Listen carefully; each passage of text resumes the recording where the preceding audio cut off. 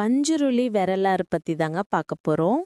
சேனலை யாரும் சப்ஸ்கிரைப் பண்றதே இல்ல ஃப்ரெண்ட்ஸ். அத மட்டும் பண்ணிக்கோங்க. உங்களால காந்தார படம் பிடிச்சிருந்தா டெக்ஸ்ட் பண்ணுங்க.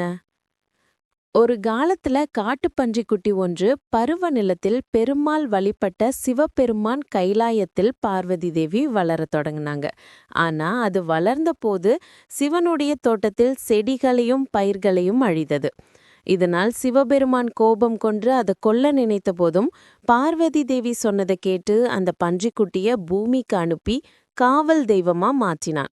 இதனால் அந்த காட்டுப்பன்றி மூலம் காடுகளும் கிராமங்களும் பாதுகாக்கப்படுச்சான்.